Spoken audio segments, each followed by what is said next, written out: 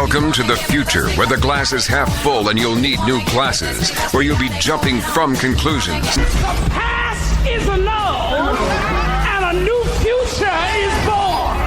Never before in history has so much meant so little to so many. AD on the radio.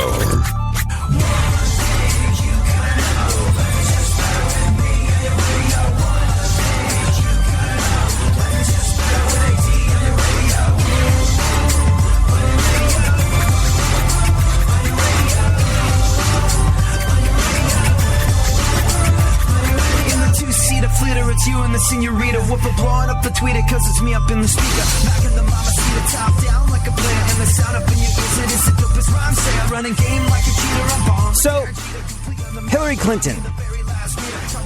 Hillary Clinton may well have the presumptive Democratic nomination.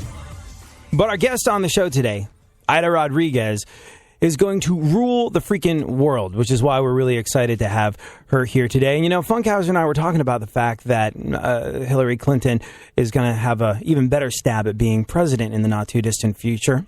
And as a couple of guys talking about it, we're like, maybe we should get the female perspective on the whole situation because, well, whether you fall down on the right or the left of the equation, it is a very historically significant moment in our history. So, Aida Rodriguez, who you can follow on Twitter at Funny Aida. She is from the cast. You wouldn't call it cast. She was a dominant contestant on Last Comic Standing. All around hilarious, super intelligent, and a lovely person to hang out with. Is here to discuss all of this. How you doing, Aida? I'm doing well. How are you? Better now you're here. Thank you. I like being here. I have a good time when I come here. There's girls in the room. I don't know what to do. Do it in your Bernie Sanders voice. I don't know. I'm still running. I'm just really tired. Taking a little breather.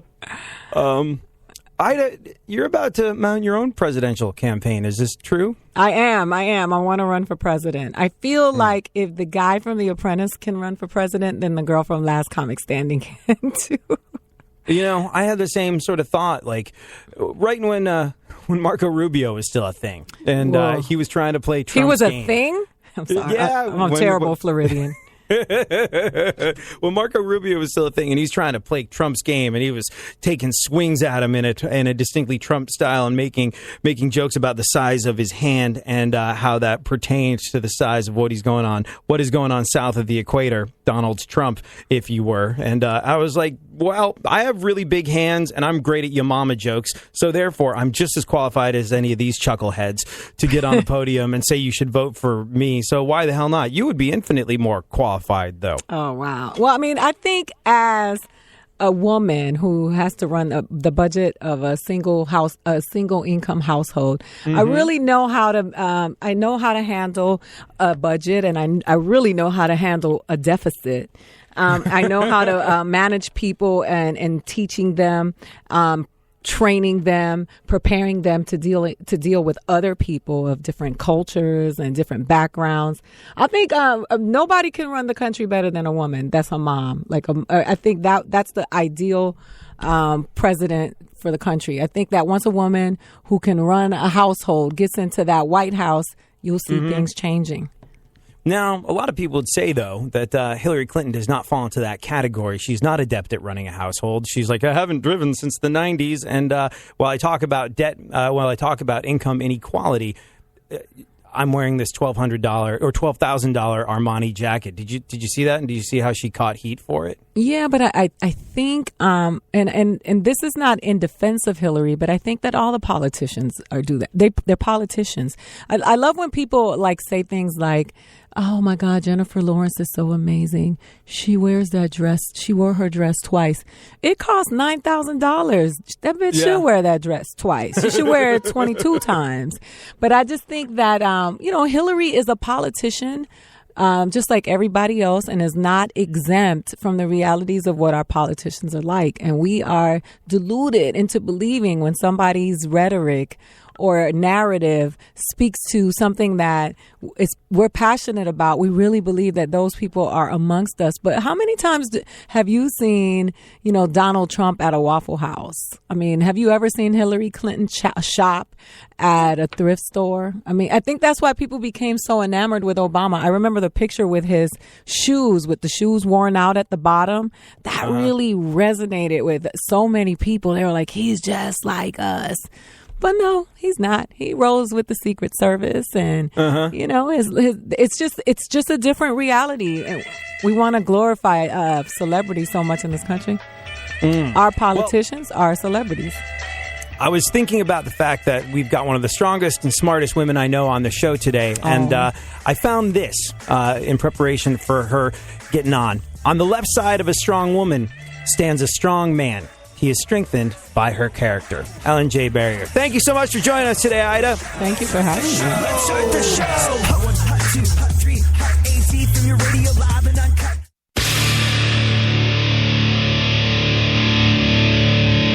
Where the left and right come together for fundamental truths. AD on the radio, on Twitter at ADSXE.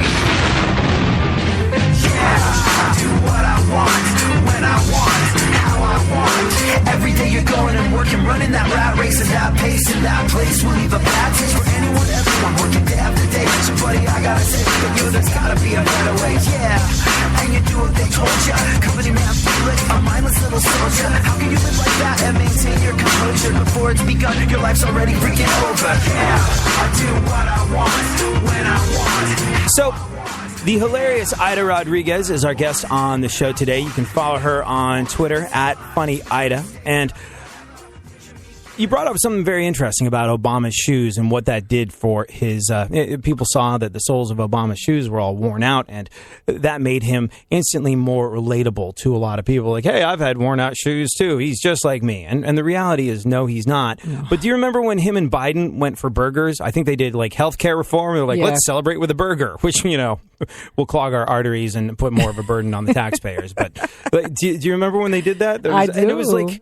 And people loved that. They're like, look at these two normal guys getting burgers together, but they're not normal. And this was a calculated attempt to seem normal. It was interesting stuff. So, I mean, it's become so hard to figure out the difference between what is PR and what is like authentic. And, and I think that the general public is really swayed a lot of times by those types of things, images, and it just goes so far. Like, I mean, the Kardashians are a thing. Like, come on. It's just like you have to pay. I was reading YouTube comments today, and I was like, that is the there's no darker side of humanity that you can look at than YouTube comments. It's just like it's a view into the worst parts of humanity's psyche. But why you would do that, I don't know. But go on. What did you see there? It was just interesting to see how many women were being so hateful towards women. And it's like it's a mob culture. It's like the little kids from Lord of the Flies. Like, Piggy, let's get Piggy. Like, I just think it's become, it's a little bit scary. Hillary, I don't know. I have my questions about Hillary, just like everybody else.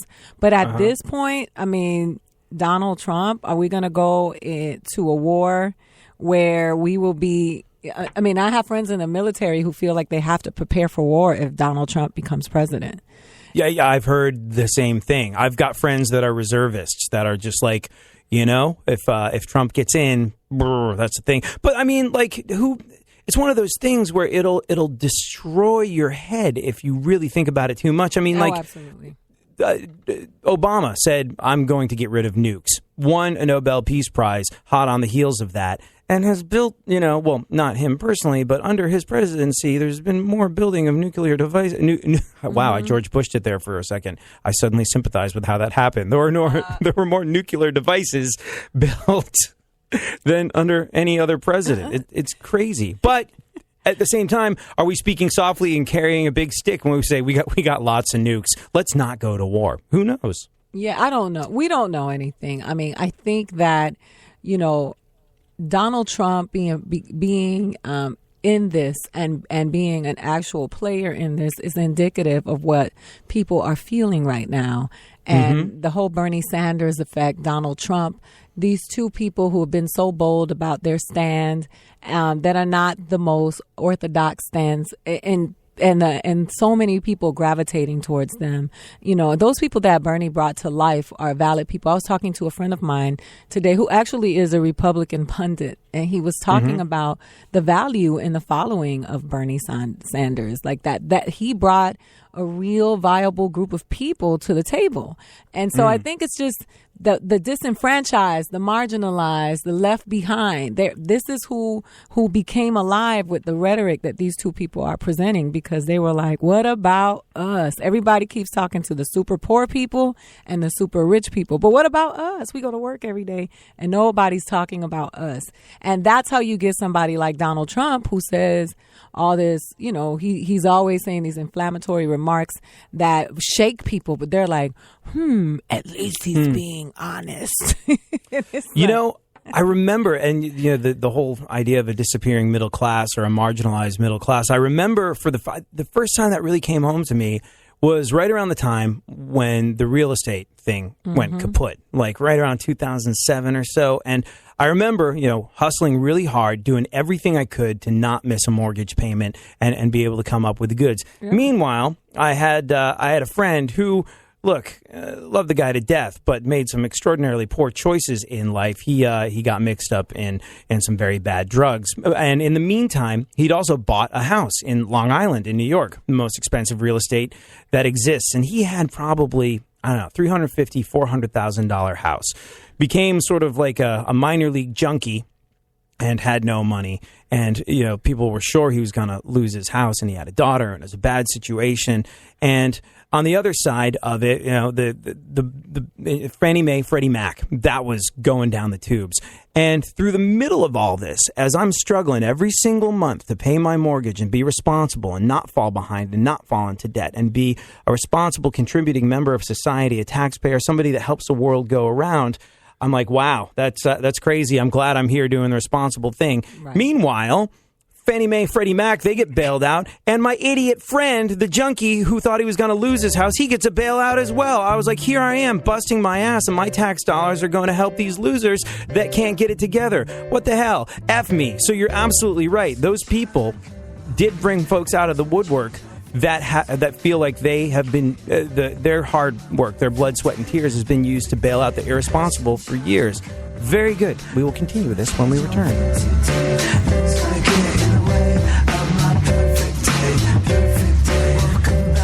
With puppies in my face and Dad gotta join the human race. Time for a yawn and a stretch and a walk, you see. Don't get the blues, get all the news. We mean all of you guys out there in Radio Land. All aboard! He's back. AD on the radio. Give it up, yeah. Give it up, yeah. Bring this on, come on, come on. That's the way we do what we do. That's the way we do what we do.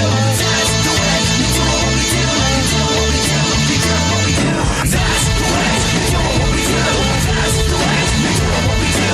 That's the way we do what we do. We do what we do. We do what we do. Well, it's a new one. Here I come again, coming again, taking it back to the place where I'm picking up the pen. And before I started, it's already a killer. When you know that you're good, I gotta say that it's a thriller. Hey, I do it. The hilarious Aida Rodriguez is our guest on the show today. Not only absolutely gut-bustingly hilarious, go see her do her thing when she does stand-up, and you will leave with a painful belly and sore hands from laughing and clapping so much.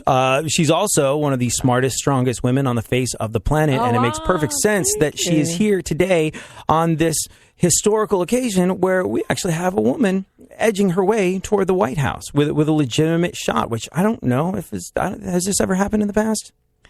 So oh God, I'm all over the place right now. So I'm sorry. I'm reading the reason why he gave me your headlines, and I was I got caught up reading your headlines. That Kim Kardashian only has 12 pounds to reach her goal weight. Well, you know, you shave the back hair and then it's gone. So. What are we gonna do? What are we gonna do right now? We have Hillary rocking it. So let me tell you something. I have never heard so many people tell me that they've encountered Hillary saying, not that I would, that there would be another time where this would be fashionable, but I heard that she is a racist. And I hear this, I hear that her and Bill have done more of a disservice to people of color than anybody else. Really? And then, yeah, but you don't hear her saying, she's not openly racist. Then you hear Donald Trump making comments about people like, how can he possibly make a good decision? He's Mexican. Right. So I'm just like, where are we right now? It feels like the Twilight Zone. It feels like the movie Idiocracy came to life. Yes. And everyone says that and agrees upon that. Mike Judge, who came up with Idiocracy, says, credit where credit is due. I thought of this. It happened. Yeah, no, they're working on something right now. So I'm getting messages, people saying that I'm too serious and they want me to be funny. But God, do you think this is a funny matter? Do you see what's going on right now? The guy that says, you are fired. It's about to be in the White House with all the ladies. Do you understand? Melania is going to be speaking to children, and we have to make sure she keeps her clothes on when she does it. And I want to see her papers. I want to see Melania's papers. I want to see her papers. I want to make sure that she is a bona fide, that she has her citizenship and is bona fide. I need to see those papers. He wanted to see Obama's papers. I want to see Melania's papers. And they better not have a selfie printed on them. Do we know how Melania and Trump met? Like, because someone was like, his mail order bride. I was like, don't be. Huh. It's called, wait a second. It's called millionairematch.com. And that's a real thing.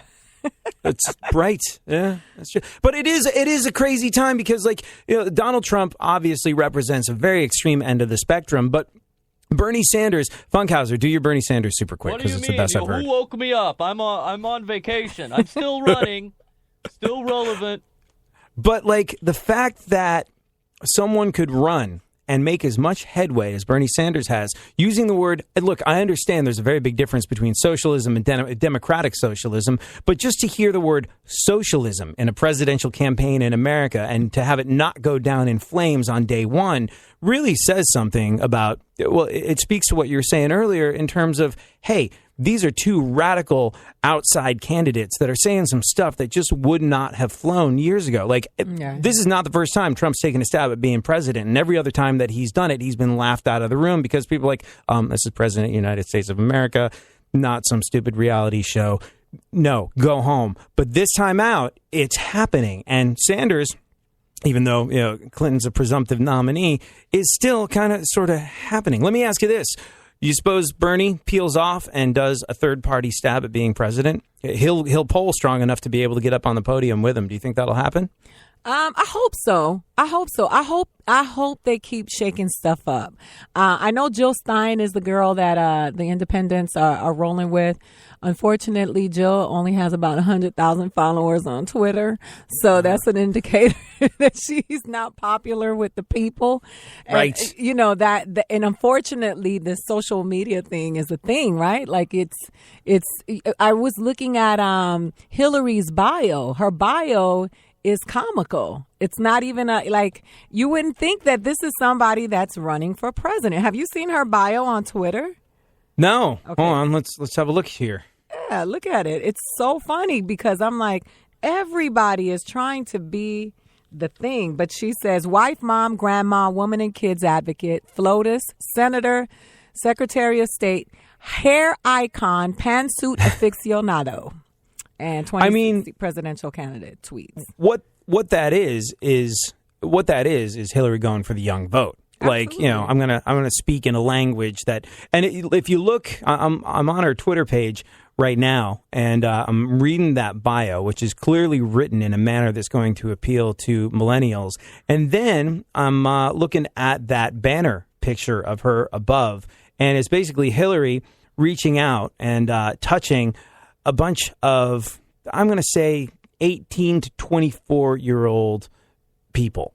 That's it. It's like her adoring public, and all the people in the shot are very, very young. And this is a calculated move to appeal to them. They also got Bill Clinton in the background clapping, being like, hey, there's going to be another 18 weeks you're out of the house as you campaign. It's just... Bill is just like any cute black chicks in the audience, anybody? Go get her. Go get her. Tell her I got a Big Mac for her. Oh, God. We never forget, #never forget, right? I mean, just everybody becomes so pious and so perfect, and we have to remember that they're just people and imperfect. But, I just think that this thing has changed and young people are voting. Young people are showing up at the polls. They have something to say. This PC culture has taken us over. Like everybody is fighting for the rights of someone, somewhere. There is a movement for geckos not to be exploited in commercials. It is upon us at this moment, and I think that this is an indicator. He's saying that the Geico gecko is like a traitor to his race. Yeah, he's pandering. He's absolutely pandering, shucking and jiving for the white man. And I guarantee you that those geckos are not okay with him selling out like that. That is not okay. I don't know. He's pacing up and down like Chris Rock, and they're not liking it right now. I just think I think that this is an indicator that things are going to shift, that there's something wrong. There's seriously something wrong with our political system, and that we need a revolution. And revolution comes with this abrupt change. That's what it is. And these young people are shaking it up, and they got all kinds of pronouns to go with it. And there's a whole bunch of different groups, and y'all better hope that all these groups don't get together, because it's the agenders, the transgenders, the bisexuals, the black feminists, the intersectionalists, the cisgender. It's a whole bunch of people, and they are tired of their narrative being told from one point of view, and they're saying no more. We are here and we want to be heard. And beware, because a lot of them are very, very intelligent and informed. Now, here's the thing where I think the whole millennial vote falls down a little bit. You see what voter turnout was in the California primaries the other day? You see what percentage of Californians showed up to vote?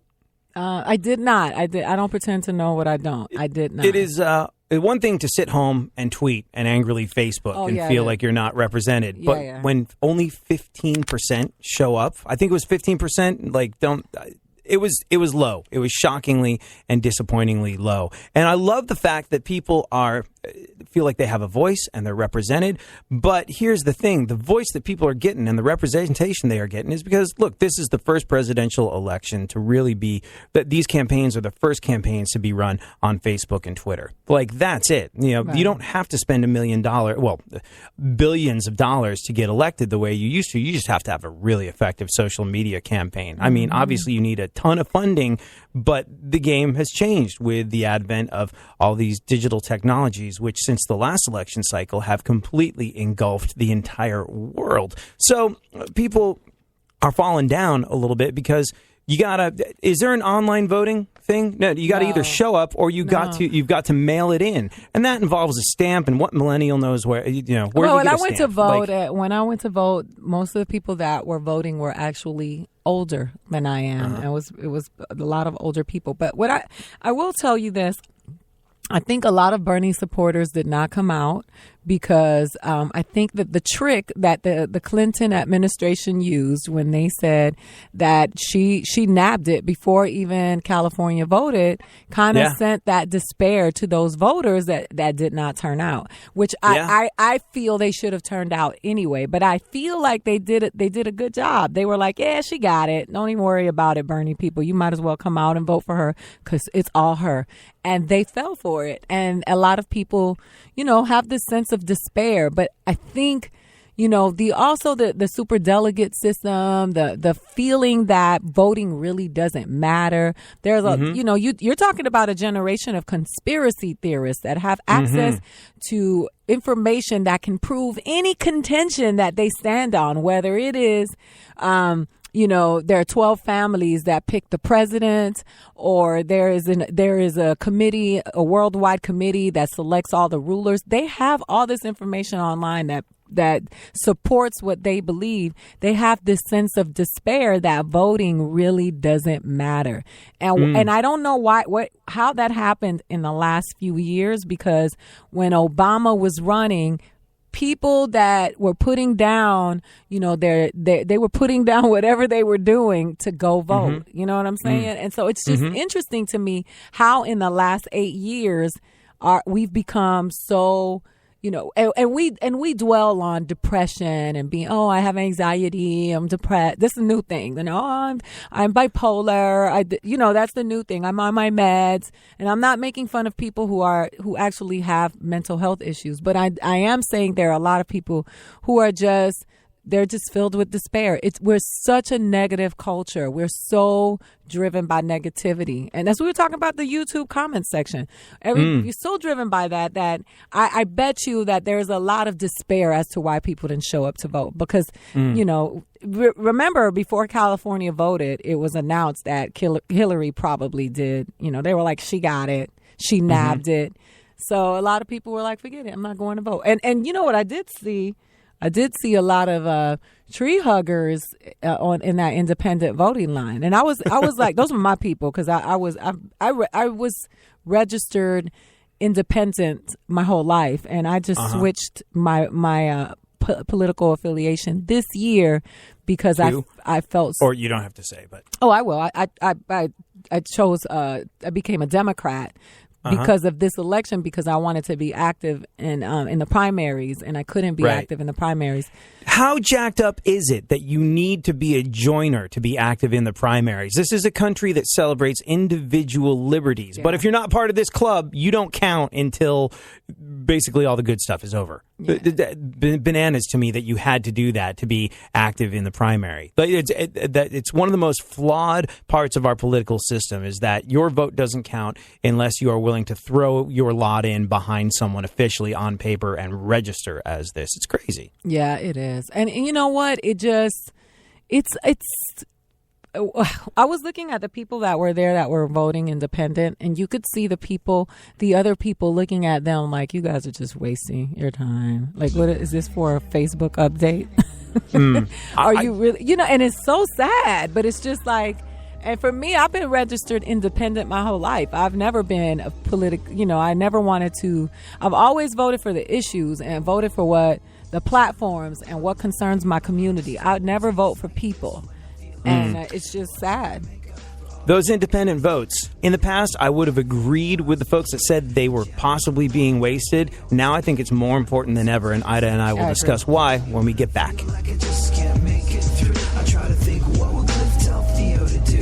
Sometimes it's just so hard to be a good person, to lift yourself up and try to be that better version of all the potential people that you got living in your mind.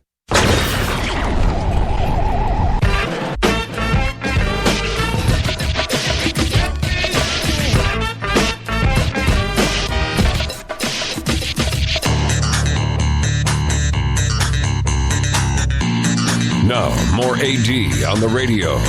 Back once again, the ill behavior, delivering and giving you a musical savior. Back once again, it's your boy AD again. Nobody rock a party better than me.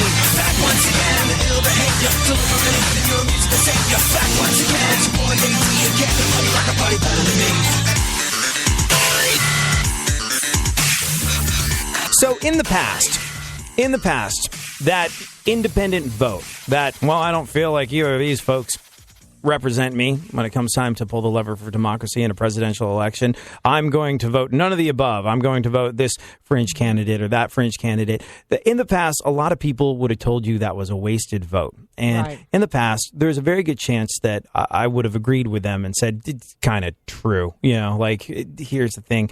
You got to look after your own problems. If you don't feel like you're being represented by either presidential candidate, you just want to handle your own business. And maybe you should stay home. I know that's a wildly unpopular belief because we have the right to vote in this country and people need to exercise it and all of the above. But it's just like if you're going to vote for the monster raving loony party just as a statement so you can say you did on Facebook, what are you really doing? Now, I would argue that look, as Aida Rodriguez and I have been discussing, we have two very extreme sides of the coin being represented in the run-up to an election that decides who's going to be in the White House next year. And a lot of people feel like it might be Trump, it might be Hillary, but we don't feel like we are spoken for. We don't feel our interests are represented. We don't feel as though these people speak for us. And for that reason, now more than ever, I would say if you do feel there's someone that speaks to you or for you who you would like to see in the White House, even if there's not a chance in hell that they're going to make it into the White House, have your vote and your dissent be counted. Say, no, these people do not speak for me. This two-party system does not give us enough options. I don't want to be a joiner. I don't want to have to be a registered this, that, or the other to be able to participate in the primaries. I don't want this to be exclusive. I have a voice, and I need for it to be heard. I agree with you. And you know what? Let me tell you something. This is going to, what's to say that next year a Kardashian won't run for president? And let me stop banging on the Kardashians because, you know, at the end of the day, they are here because they've been invited to the table. They didn't force themselves here. They've been invited. They're businesswomen and they're working towards whatever they're working towards, and you can't knock them for that. But that's where we are. Where we are is that everybody thinks they can do everything. And you have people that, you know, there's this, and I believe in multi-platforms, but you have people who are like, hi, my name is such and such. I'm an actress. I'm a designer. I'm an engineer. I create plants for people that, you know, that live in Iowa. Like there are like 17 slashes. And, you know, now you have Donald Trump was like, hey, man, I could do this. I can do this. I can do it. You know, America is a corporation because it is. And he's like, I run corporations, maybe not effectively, but I run them. And I might be able to get another hot chick out of this one when, you know, Melania starts to crack. So let me get in this White House and see what's popping because she's getting a little older. I just think that that's where we are right now, and it's like I said, we need a revolution, and I know people get scared of the word revolution because they identify that with violence, but I see revolution as rapid change, and you know. There has to be a period of enlightenment within technology. We can't just be perceived to be dummies because we have the internet. There has to be movement and there has to be some change. That's just I just really feel that way because I think that right now, you know, we don't look so hot. I mean, I was in Israel a couple of months ago and people were like asking me if it was real. Like, you know, I went to Palestine and I went to Israel and I went to, I've been abroad a few times in the last few months and people like laugh at me or they're like, the apprentice man, you know, it all the time. It's disheartening because it's true. And, you know, and I think Donald Trump is resonating with a lot of people. I think a lot of people really feel like he's the answer. But, you know, the answer is in the people, not in the politicians. I agree with you. And I think that, look, there's one of two things that you can do in this situation, which is, and I hate to say it, but I think the politicians are winning. There's this idea of divide and conquer. You know, you get people into a frenzy enough to where they remove rational thought. You get them divided. You get them all heated up. You get them to dig their heels in. And, you know, whatever the other side says is clearly wrong and there's no reason to listen further. And you're dismissive of people and of humanity.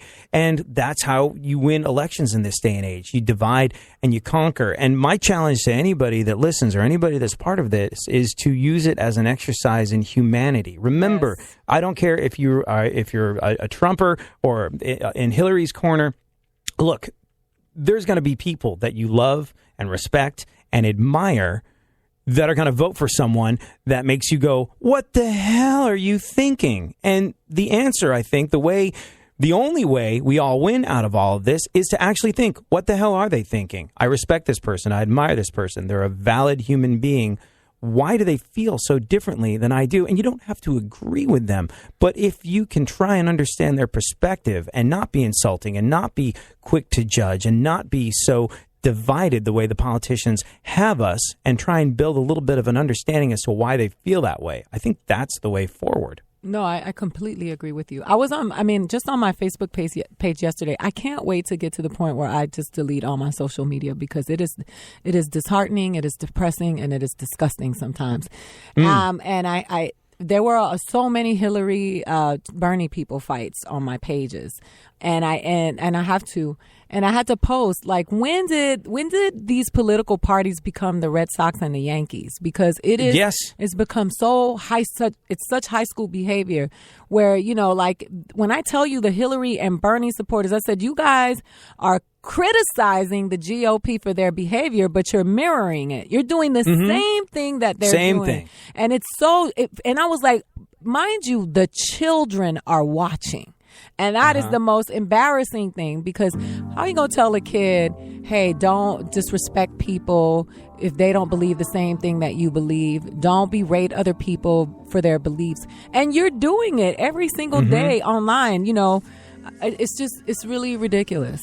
That's a great way of thinking about it. The children are, in fact, watching. More with Aida Rodriguez when we get back.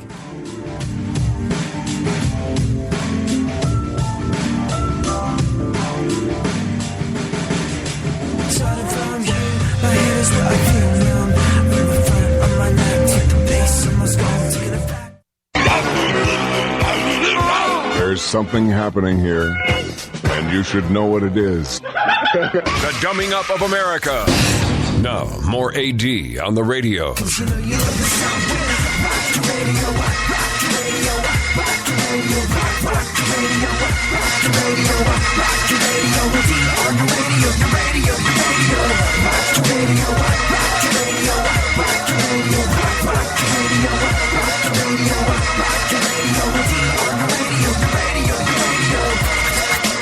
Before the break, the hilarious Aida Rodriguez, tweet her at Funny Aida. Aida is spelled A-I-D-A.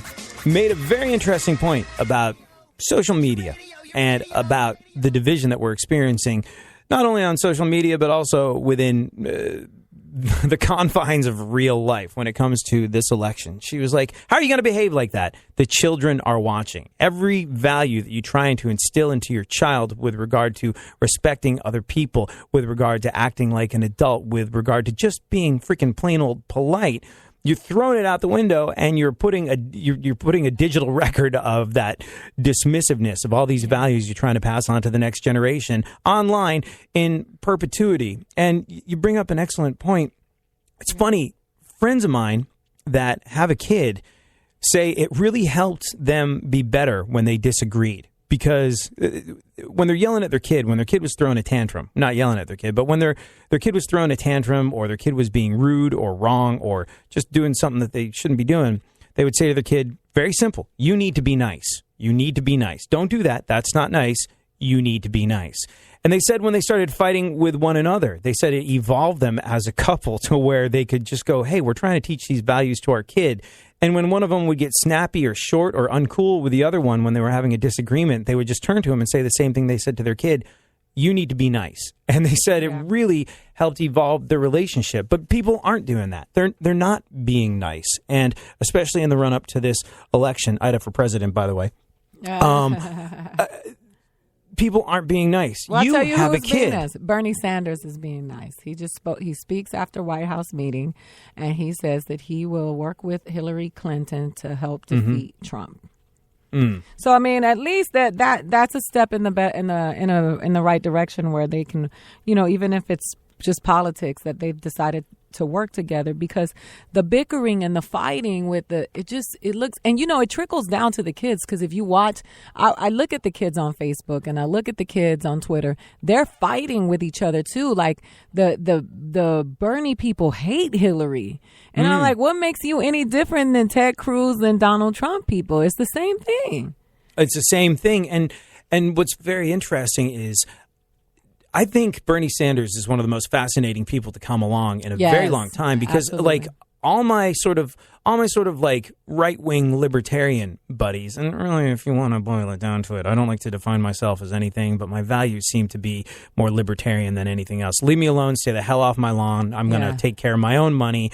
People should be allowed to do what the hell they want as long as they're not hurting anybody else. Cut my taxes and leave me alone. That's, I guess, if you want to boil down what a libertarian is to a lot of people. So when I say that, they go, and then you're someone a libertarian. on Facebook would say, you're an idiot. You're a moron. Yeah, so I don't bother. Kill doing yourself. that. Yeah, kill yourself. Yeah, kill yourself. That's the problem with people now when they disagree with your point of view. Yeah.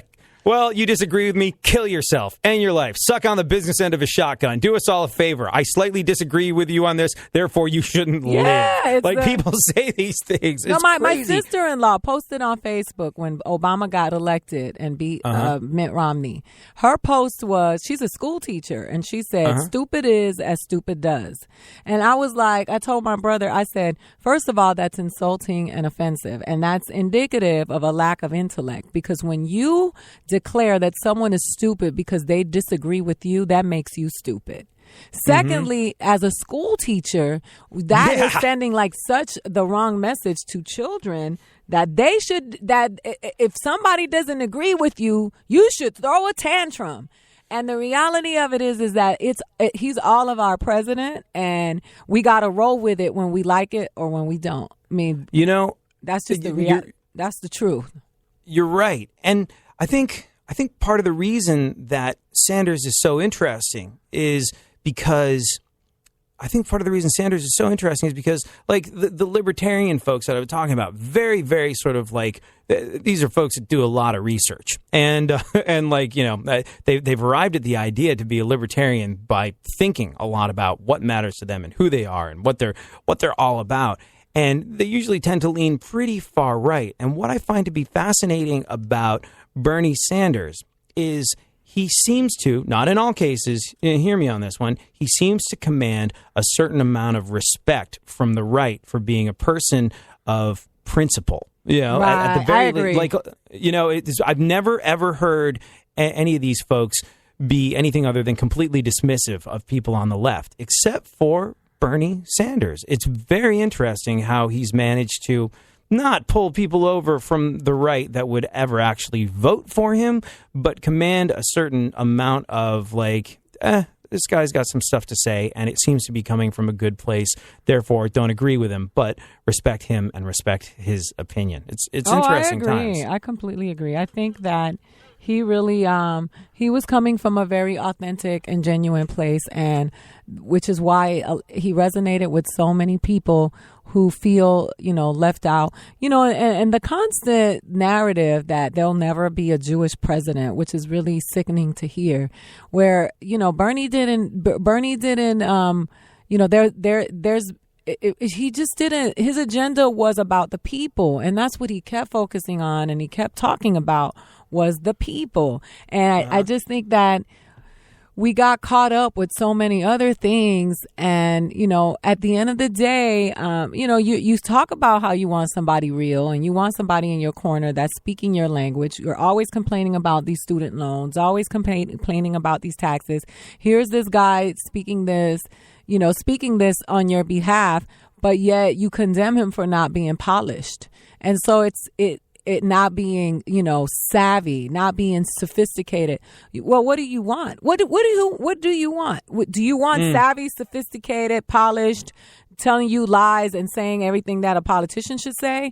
Or are you going to be able to deal with somebody being real with you and just speaking their truth and just being fed up and being able to say it and not worrying about what they look like? You can't have it both ways. And I just think with him, he paid the price for that. It was just, he's loud. He talks the way that he talks, and he was being real. I think Bernie was also sensitive to people. When those Black Lives Matter girls charged his stage, he wasn't insensitive to them. He stepped aside. He let them have the mic. He couldn't win in that situation, by the way, because if he would have taken over that microphone and reclaimed his rally, he would have been a racist and an insensitive person, but he didn't. He listened, he heard, he hired somebody from that movement. And I just think that you can't have it both ways. I'm so glad that Bernie came along because he did revive a lot of us and a lot of people that decided, hey, I want to hear what he has to say.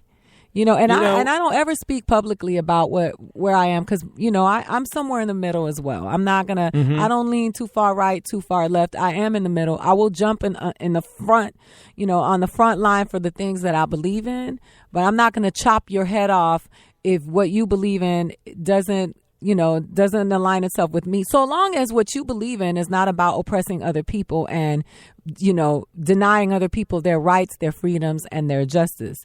But I just believe that you should be able to listen to somebody, even if they don't come from where you come from, because you can still learn something from them. Mm-hmm. Absolutely. Hey, speaking of places you don't come from, what were you doing in Israel? That most interesting. Well, one of the most interesting things that's been mentioned today, and we kind of didn't get into it. Were you in Israel being professionally funny? No, I went to Israel to learn about Israel. I went part of a program that has been set up by the AJC, and they sent a group of Latin journalists over there, and they sent me an entertainer. They sent a group of journalists to really understand the Palestinian-Israeli conflict. We actually went to Palestine. We went to Ramallah. We went to Bethlehem to talk to the people and learn from different perspectives, leaders, military people, journalists that are there. It was really great. It was life-changing. I really enjoyed my stay in Israel. How long did you spend there? I was there a week. And, it was awesome. It's a beautiful place. I did go to the wall. I went to the Wailing Wall. I went to I got to see places that you read about. And I also took a helicopter and went to the Red Sea. It was just amazing. Coming from where I come from, I would never have imagined as a little girl that I would ever have an opportunity to see something like that. It was awesome. Did you, while you were there, because people say that America sneezes and the rest of the world gets a cold. Well, that whole contested piece of land there in the Middle East that has caused more and violent bloodshed than so many other things throughout history. Did you get a sense that the people there, look, grown up as a kid, you know nothing other than you're living in a place where your life could end in a very different way than it's going to end in other parts of the world. Did you get a sense that is it just a conflict that exists because it's been going on since the dawn of time, or do you think that there's genuine religious significance to it still? When your sense there. So what I gathered was, what I did was take it to the people. I did talk to a few journalists, and there was one that I hated him. He was Palestinian, and he was blaming all of the issues on his Palestinian people. And I'll tell you this. I met a woman that lives on the Gaza Strip who's an Israeli woman who has 3 children. And she has missiles piled up outside of her house that have been, shot over, and they've fallen in the street, and she collects them. She collects missiles that have narrowly missed her house. Yeah. Like I said, but different way to go through life. Absolutely. We take a lot of things for granted. This woman is responsible for a peace movement. They have a wall that's on the Gaza Strip, and they place these little pieces of art, and everybody writes their wish behind it, and then they paste it on the wall, and it's their wish for peace. And the people from Gaza can see the wall. She doesn't hate the people from Gaza. So let me just make that clear. I met a Palestinian woman in Ramallah who used to live in the United States and went back because she wants to be part of a movement to create peace and, a two-state solution. She has 3 children, a beautiful woman fighting for peace. Her and an Israeli woman together have founded an organization to find peace. What I will tell you about both of those women, one that lives in Palestine and one that lives in Israel, they both want the same thing for their children. So whatever politics are in play that continuously divides these people and continues to perpetuate the conflict because it is profitable, because regardless of what you think, conflict is very profitable.